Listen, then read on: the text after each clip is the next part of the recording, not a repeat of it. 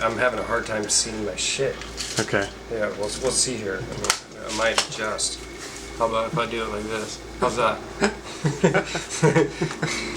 Where's Jerry? I wonder what shank I'm going to use to tie sculpins. Dude, you should tie in sunglasses. That's what you should do. Yeah, no shit. I wonder what it's like. It's probably awesome. Polar vision. Yeah, man. What does that do to the UV materials, I wonder?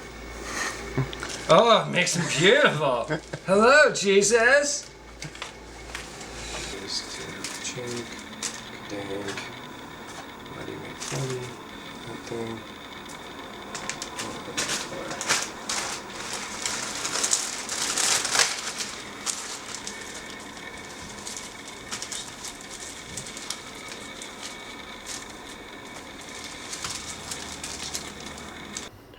What you want to do is clamp them in your vise.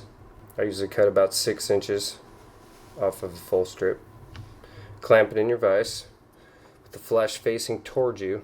Use a brand new hardback razor blade and get it right in the middle.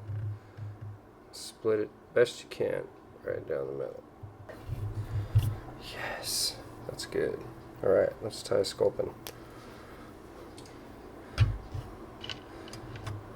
Can you give us a little Let's see here. background about this particular sculpin? This particular sculpin, well, this particular sculpin is totally new. Sorry, my patented brand new sculpin. You're thinking on sculpins. My thinking on sculpins. Just a basic silhouette, a big head, good movement, and obvious gill. Those are the things that really matter to me. Pectoral fins, not so much. As long as they have a big, obvious head, an obvious gill, and really good movement. And that goes if I tie them 6 inches long or if I tie them 1 inch long. And if I tie them super short, then I divulge in the pine squirrel. That gets you soft enough and short enough to tie micro sculpins. Okay, so first things first. OPST 32 millimeter shank. A little 50-pound Power Pro. Usually about 10 inches does the trick. Fold it in half. Stick it in the vise. And our OPST chuck tool. Look how easy that was. That was easy. Alright, centered. Snug her down. White thread base. I like white. It's just neutral. It's pretty much my favorite thread, period. Pretty short bodies on these sculpins. They're mostly tail, gill, head. When tying sculpins, I try to keep them in a very, very specific size range. About 2.5 inches finished if I'm tying big stuff. 1.5 inches finished if you're tying small stuff. Snack pack sculpins. Okay. Let's pin this braid down, chase it forward, right up to the eye, pull it back nice and tight.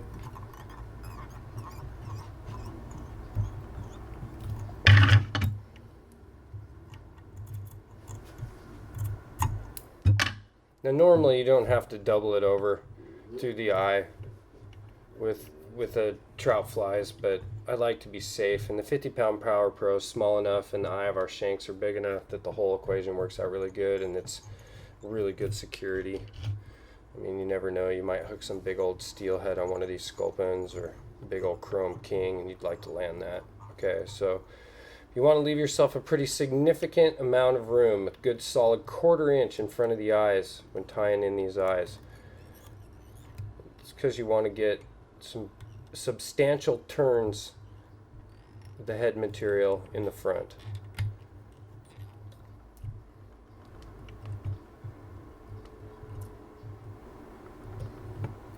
And I'm using these real eyes, these tungsten real eyes.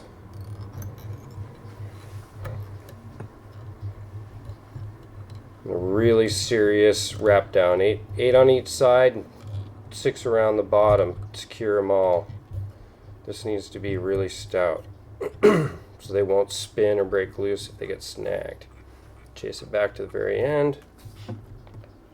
Make sure they're right as supposed to. Let's put some glue on this.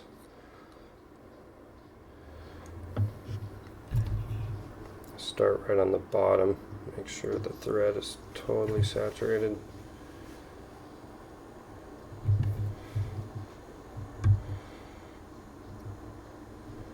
Sculpins take a beating, fish and the bottom. Okay. So, wing color. Quite fond of this ginger. Cut the end square.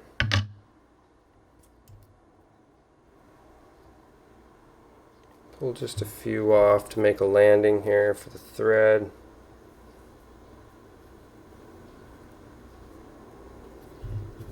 Tie this in right in the exact same place that the loop is tied down. And the reason for that is that the wing and the loop need to be the same length, so neither one inhibits the other from swing. And the thing about what I really like about the 50-pound Power Pro is that that material continually softens up. It will not inhibit the swing of your fly. It'll just get softer and softer. Swing just as easy as the rabbit strip.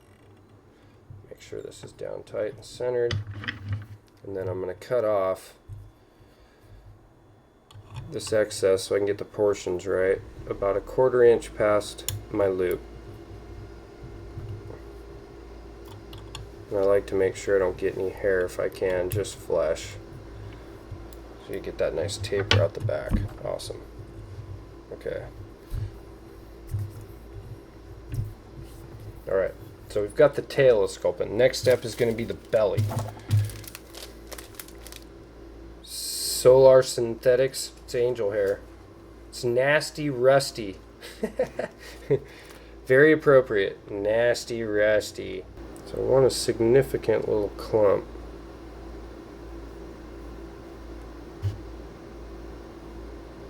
Right off the back.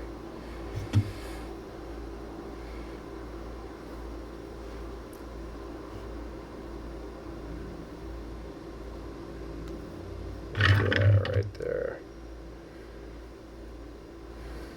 Actually, I'll take it out right here. Just cut a nice little hank of that. As you can see, it's way longer than we need, but we'll take care of that in a minute.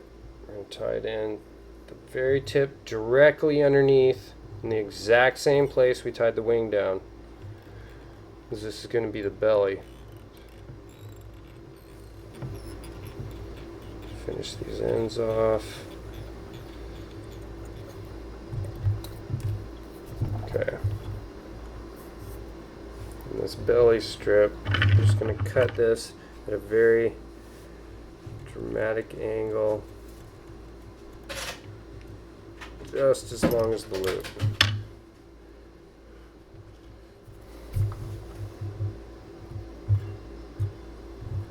Okay. Separated here. So cutting it at a dramatic angle. At a dramatic angle, cutting it, pulling it tight, and pulling it back. Cutting it not square off the end, but making sure that they're tapered. They're feathered from short to long. That way, when they're in the water swimming, they won't just be one finished edge. It'll actually create more of a teardrop kind of belly shape.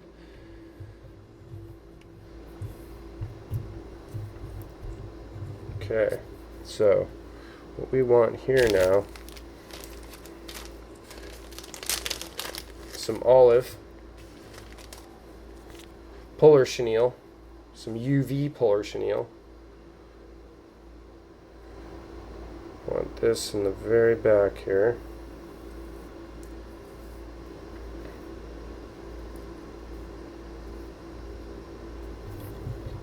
And I like the olive. It's just a transition in color and contrast with the Sculpin. They don't all have to be the exact same color. There's a lot of variation in a Sculpin.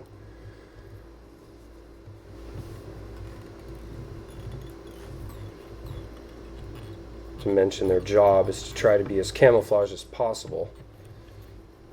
Okay, so that's tied in. We're going to give this a good solid 3-4 wraps. Nice and tight, starting right where the rabbit strip ended. Constantly stroking back. There's 4, we'll go with 5.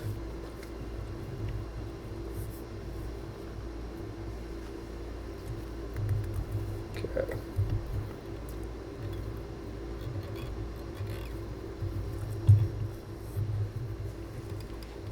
There's this.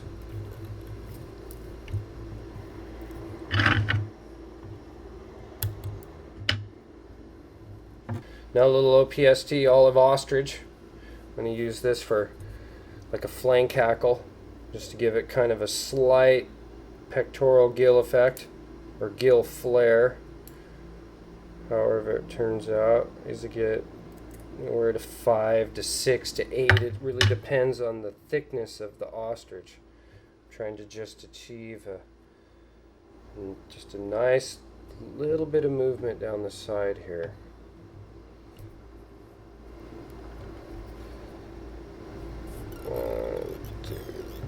Tie that in right on the flank, pull it forward. We're going to cut this off.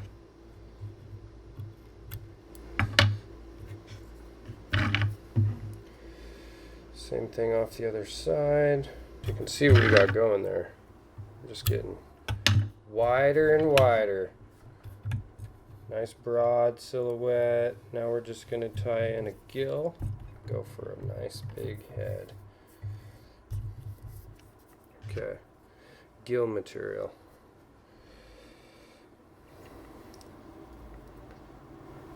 This is the hairline. I believe this is the crystal hackle. And this is in that blood red. We're just going to use this right back here. Right in front of where we tied in the hackle tips.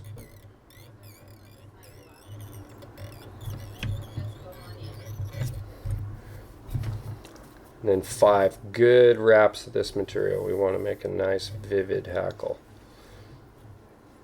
Let's make for a big obvious gill flare.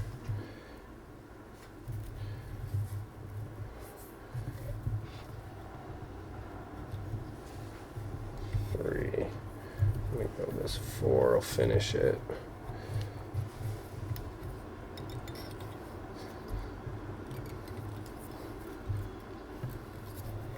Okay, and this is an important factor when choosing gill material for sculpins.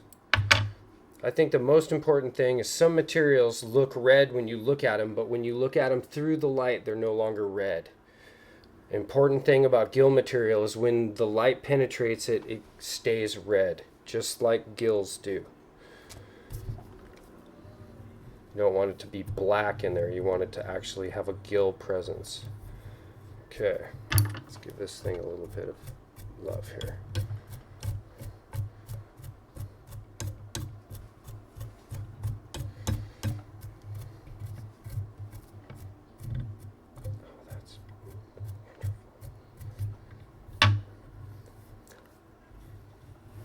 Okay, dubbing loop, 3 turns, 2 around the bottom. You always want to put 2 around the bottom. Pinches the loop closed, allows the materials to stay fixed in the loop. Okay, so now we're going to put a little dubbing wax on this. A little bit of water on this. stash this out of the way while we make this head. Composite loop for the head. Okay, so now we're going to build a composite loop for the head. I like to clear my space. Get a little iced up, rusty brown. Goes real nice with the config there.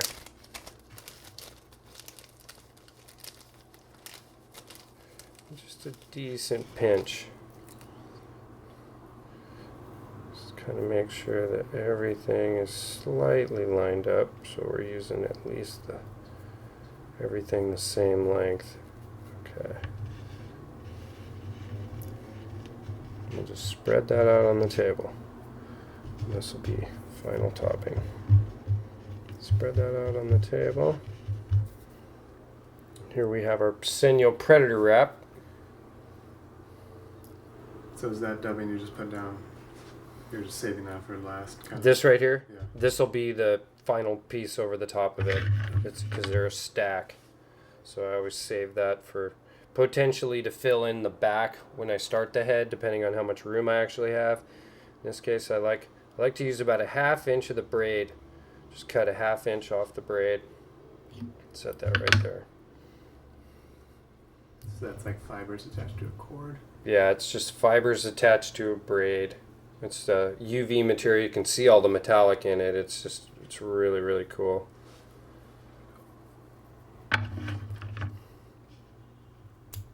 So then I fold it over, cut the braided portion off, get any floaties out of there. Fold it over again, not quite 50-50 or in half, and then just cut it kind of random. It's kind of cool if it's not all the same length. Take the first half, lay it on your pile. Take your second half, lay it on your pile. And you notice I laid those right down the middle of my pile, so I pretend I draw an imaginary line down my dubbing pile. And in this case, I stacked them 50-50. You could do them 60-40 like I would on an intruder. I'd kind of move them all off to one side. This way it'll be really stout and real broad. Okay, little OPST barred ostrich. And the important thing here is length and volume, because you don't want the head to be too big for the size of the fly. So all of this will work really good. I'm just being kind of picky about it. I'm going to take out this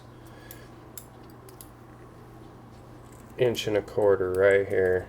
Oops. Right off the stem. Set that aside.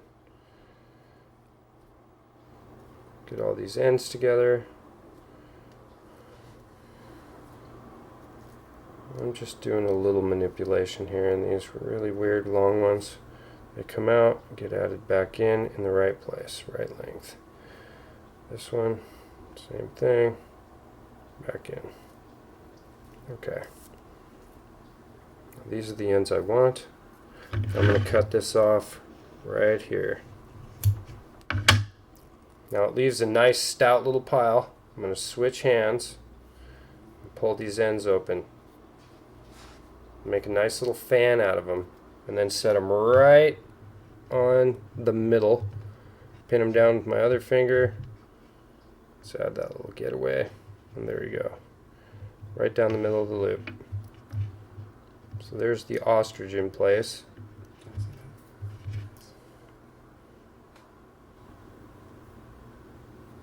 And I'll add these little drifters back in just for the fun of it. I like to practice my material handling. Okay. And then that's what this is for. Just go right back over the top. And I pull it out and get it nice and fluffy. Okay, and then push it down, give it a nice firm push. And all these materials all kinked up and all the barbs from the ostrich. This is a surprisingly durable little composite. Stays together quite well. Now it'll just be fine. Got our dubbing loop. I'm probably going to need just a little bit more dubbing for the back side.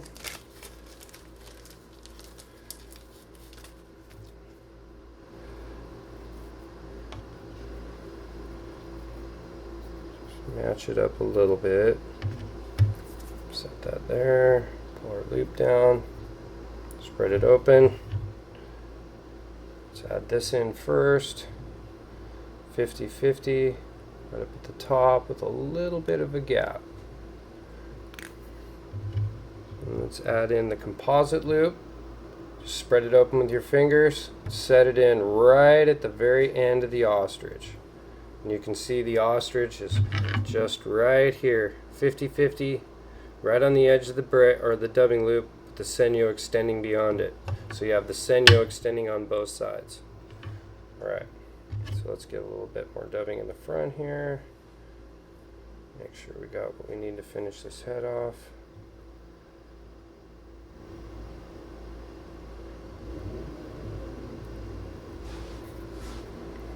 Okay, so now here's the real critical part with sculpins, is that I like to take and make sure that I spread this out just a little bit.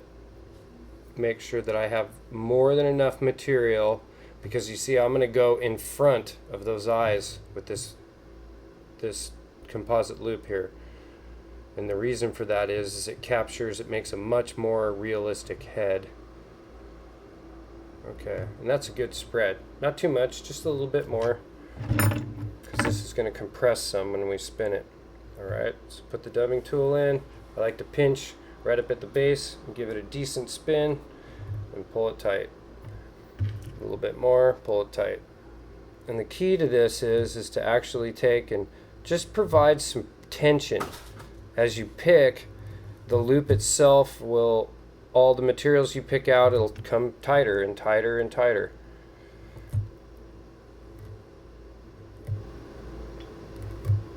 And just be a little patient, pick out all the good stuff in here. Try to get it down to a nice clean rope.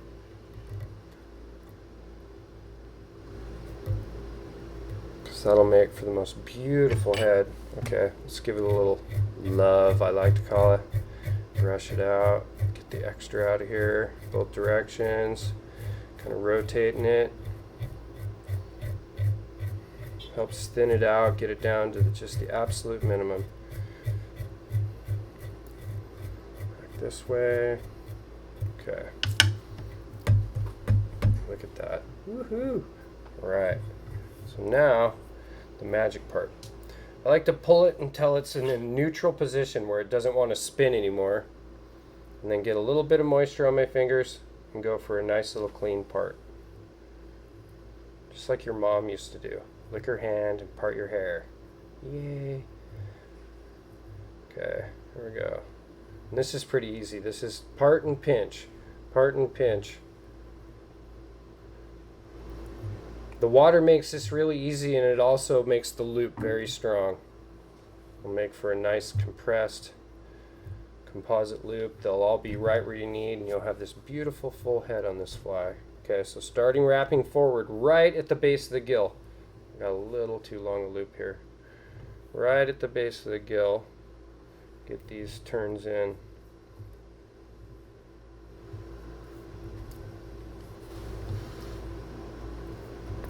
Get these really tight. So you want this head to stand straight up. How many wraps in front of the eyes and how many behind? Well, there'll be 3 at least behind and 3 at least in front. I like to have 3 turns in front. And usually what I do is I don't bother figure eighting. What I do is I just go under, and then I tuck it real tight up into the eye socket on this side, turn it over, and do the same thing on this side. Just pull it right back into that eye well, and then go right up in front, nice and tight in the same spot. Turn this down. And what's a bummer is I actually did not get as many turns up in front as I would have liked. I don't think. I think I mostly got dubbing here, dude. Is that a reason to maybe err on the side of too much? Absolutely. Yeah, and we'll see. This will probably turn out looking pretty okay, but the effect with the 3 turns at least in front of the eye is it's exceptional. It just makes for a really, really robust head and an excellent profile. Okay, Sculpins, really heavy on the whip finish.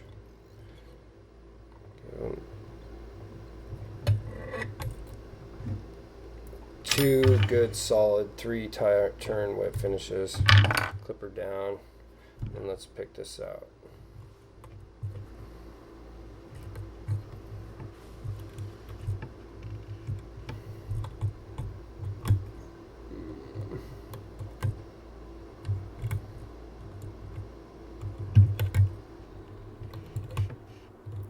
All kinds of stuff to pick out in one like this. Oh wow, that is incredibly robust. Really impressed. They look pretty bullheady. Yeah, dude. Okay, stiff toothbrush time. It's just to brutalize this thing all forward. I'm not nice about it. So the ostrich can stand up to it. Yeah, just mega abuse. That's the reason we like it so much, is that it's such a durable material. It's, you know, the Rias and stuff are super sexy, but durability to me is the key to everything. The fly has to last a long time, and that's, you know, I don't really have a lot of time to tie, and if I'm going to tie, you know, guide flies, they need to last. And as you can see here, we have ourselves a very robust head. This is awesome. But I take a little time, brush it out, make sure everything's where it needs to be. I've gotten all the extra out. And as right now, this head is pretty wet, but you can see the type of transparency we have. A little bit heavier in the belly, but that's pretty darn good. Okay, so then I finish these off like every sculpin. The importance of cutting the tail to the proper length so you can proportion this fly as you build it. The proportion of the fly, so when you can bar mark it with our 3 par marks, which every sculpin seems to have, and I usually start the first one right up at the base of the shank. What I try to do is space 3 on here evenly over the course of the wing. I start on the belly, then it moves up into the wing. And all I do is just put a tip bar in there, just with the tip of my pen.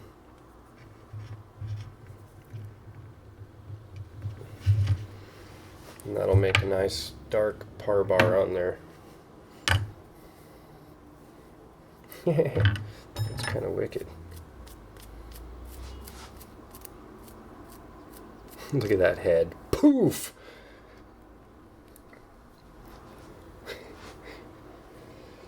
Any weird ones that need to get picked out so you can deal with the head shape. That's not bad. It's a pretty good, that's a good shape. See that nice base shape? Whole thing will make a nice little teardrop. Nice penetration. Nice illumination. I'll show it to me just right in front of you. Lower. That's good right there. Oh yeah. It's got a good gill flare. Good wiggle. Could have been possibly a little heavier on the belly flash. But it's still pretty good. Nice teardrop shape with a fat head right there. Bam. And this head will probably be a little bit fuller, even wet. More like that. Yeah, that's a good bullet shape. Okay, so let's put a hook on this thing. Okay. This is my 50-pound Power Pro. I've stroked everything backwards. As far back, really aggressive. Be mean. You built this fly well. It'll be fine. Stroke it all back so everything stays out of your way. Pinch your braid to a point. In this case, I'm using this cute little size 4 barbless downturned eye. Down through the eye of the hook. just like that. So the hook point is facing the flesh on the wing. Then all I do is open up the loop, go over it, then twist it to the right and go over it, twist it to the left and go back over it. Now you've twisted both directions and are back up on top. Both directions are kind of important, so you have an even twist on it. Now you just shove the rabbit through the loop.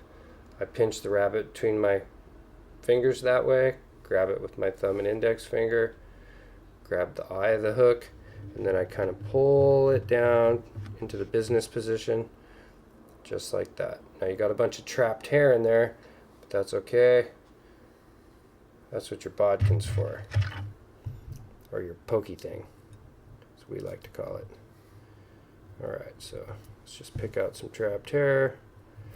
There's usually a fair amount of it.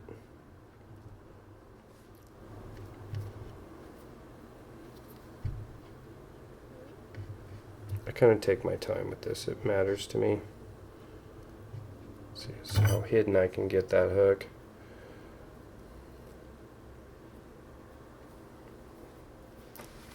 Make sure everything is in the right position, secured tightly. And now that hook is secured in the business end of things.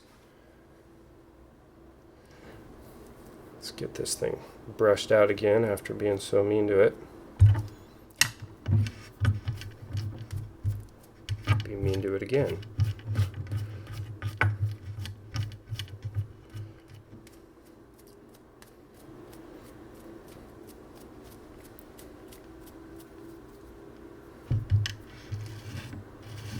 There you go.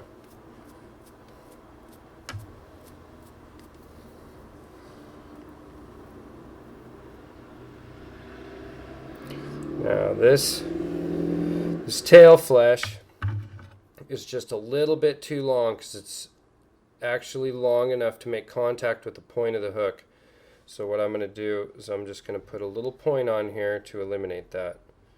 I don't like it to the hook points to be fouled by this rabbit strip. Just another little angle on there, and that'll help set it free. Make sure it's back in its position. And there we go. Oh yes. Let's let the... What inevitably ends up happening is this, which I just love about it.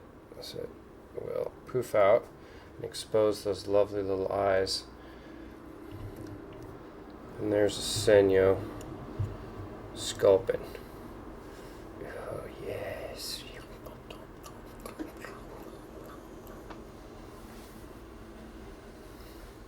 That's pretty good, huh?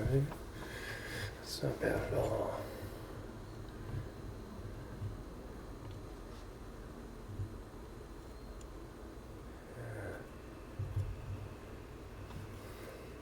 That's like disco sculpin. So how should people fish this? Very carefully. Be careful where you stick this. It might get bit off. How should people fish this? A round structure and close to the bottom. That's the reason I tie them with the tungsten eyes, is just to help facilitate it. And part of the reason that I am evolving towards these synthetic patterns is the fact that they're really easy to sink. So there's very little water absorbing materials on them.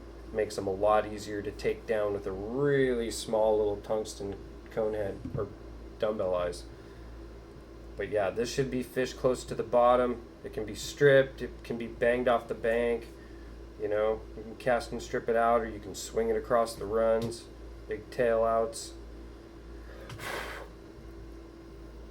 And we all know steelhead hates sculpins, so try a sculpin behind your buddy next time you're out swinging for steelhead and see what happens.